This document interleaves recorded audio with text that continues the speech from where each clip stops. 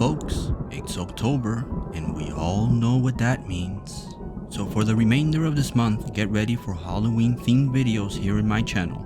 And what better way to start off than by looking at some good horror ROM hacks to bring some spooky fun to beloved titles from the past.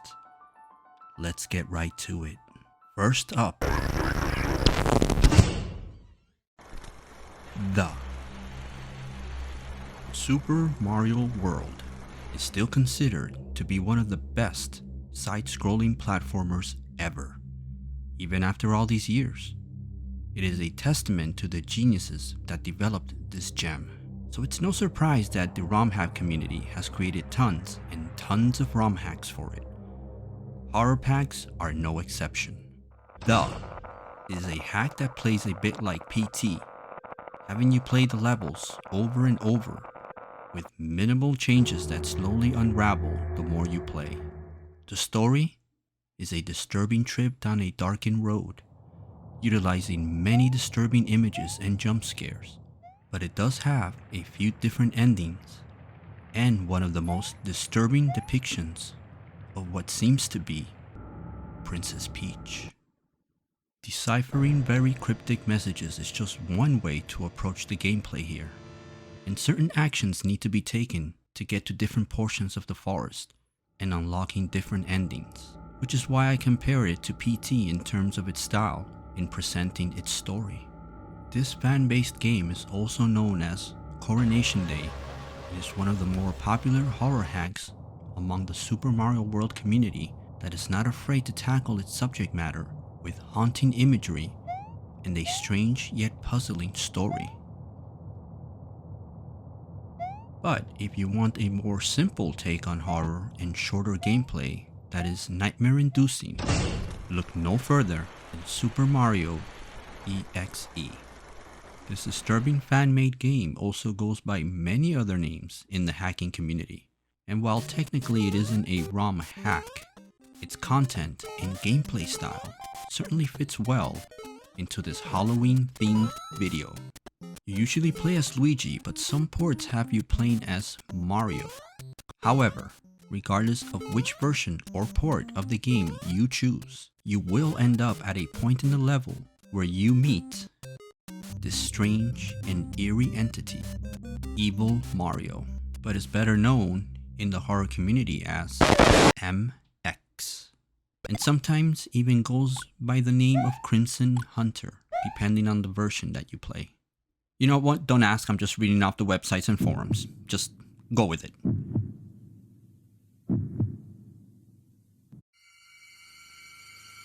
From that point, you have to escape by running in the opposite direction or get crushed and then devoured in a horrendous manner.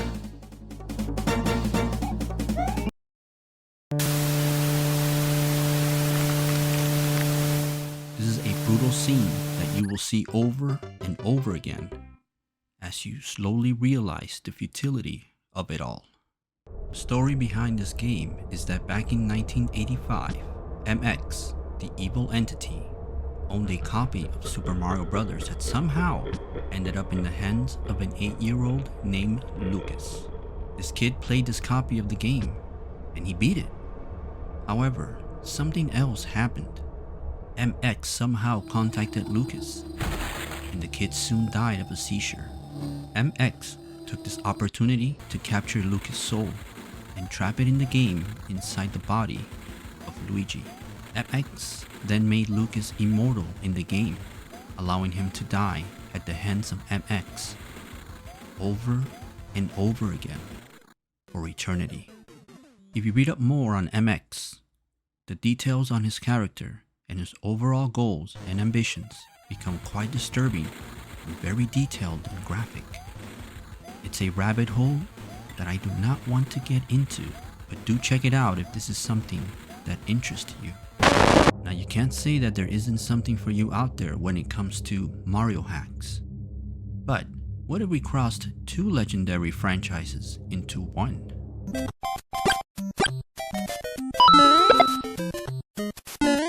No, that's not exactly what we're talking about here, but we're getting a little bit warmer.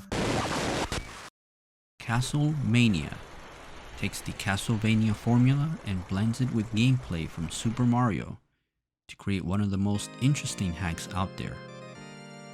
The game has Mario traversing Dracula's castle and going up against bosses from the Castlevania universe.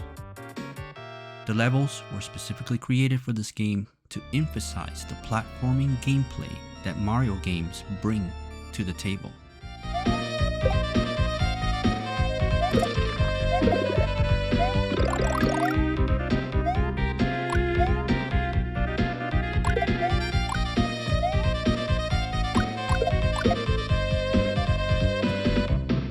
The jumping here, it's very tight in some places, with level 3 being a good indicator of this. Luckily, the controls are as responsive as needed to get through it all, and you have only yourself to blame if you die, and you will die often. Luckily, there is an easy version of this game where you are allowed to save the game after completing each stage. The original hack requires you to beat all levels with the lives given to you, or you have to start again from the beginning. A true testament to the difficulty of the Castlevania series.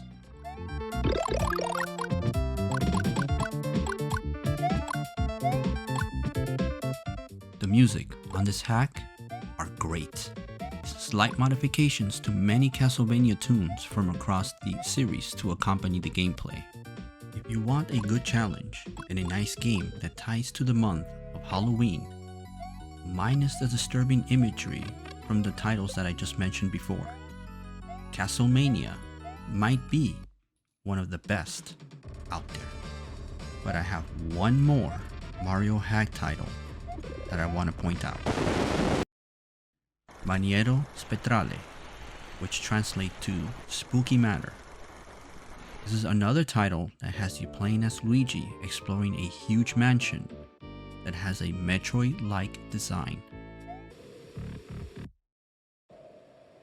It can become a bit confusing as you go from door to door and even down pits to get to other parts of the mansion, so writing down a map here is crucial. This one also tones down the horror angle a bit and tackles the story with artwork staying in line with the Super Mario universe. Some parts of the game are, oh Jesus Christ, what the heck is happening here? Oh, I'm going to hell. I'm going to die. Next up,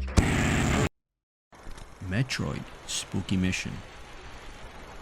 This hack to Zero Mission on the Game Boy Advance is not only very impressive, but it also won the 2017 Metroid Construction Fall Contest. While it is not as eerie and disturbing as the Mario hacks I mentioned, it is a very well made Halloween themed hack that has Samus trying to save the holiday from some demon. You know what, look, it's an awesome Metroid hack about Halloween. I don't know, the story's kind of weird, but forget about the details.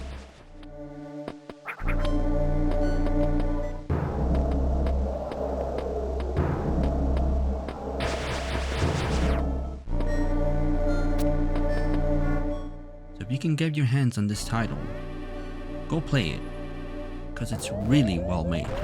Don't be fooled by the silly title either. The people who worked on this hack really put a lot of time and dedication that really shines on the end product. The game was so good that it even got a sequel back in 2022.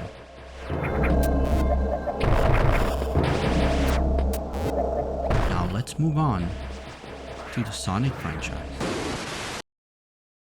This one doesn't have as many ROM hacks or fan-made games as the Mario franchise.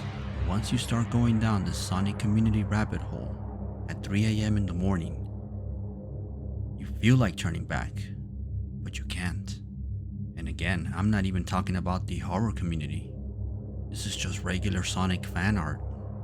So the game starts off like any normal Sonic game, and then all hell breaks loose.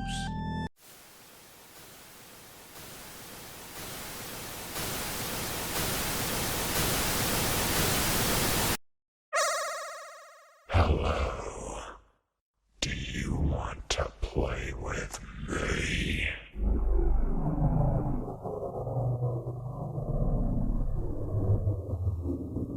There are a few different types of Sonic EXE games floating out there, but the majority just have you trying to outrun evil Sonic, either playing as Sonic himself or Tails. The big difference with the Sonic games is that you can't fight back in any way whatsoever, whereas in the Mario games, you can stomp on MX to momentarily halt his progress.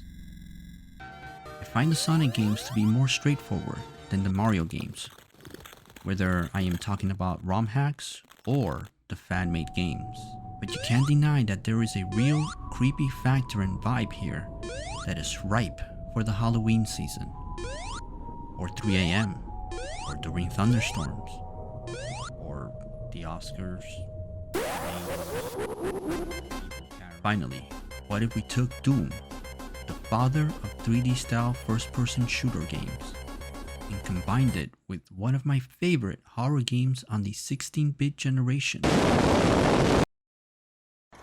Zombies Ate My Neighbors. You get a 3D style take on the actual Zombies Ate My Neighbors game. The layouts here are exactly like the actual game, with all weapons intact, although I can't really figure out how to switch my secondary weapons, even though I did turn into the purple monster at one point in the game, and I have no idea how. This port also tends to be a bit more difficult, due to the great number of zombies that spawn rapidly all around you, way more than the original game. But they do tend to favor chasing you versus going after the regular victims. If they do corner you, however, it is game over, because they will pummel you in seconds. This port of the game is very challenging and a nice change of pace if you want to revisit this great 50s horror sci-fi spoof from a different angle. Now, there are a ton of horror ROM hacks out there spanning many titles and genres, but these are some of the more popular ones I wanted to point out during the month of Halloween. If there are any great horror-themed ROM hacks or fan-made games out there that you would like to give a shout out to, share with us all in the comments section, and see you all on my next video. Until then, keep watching and keep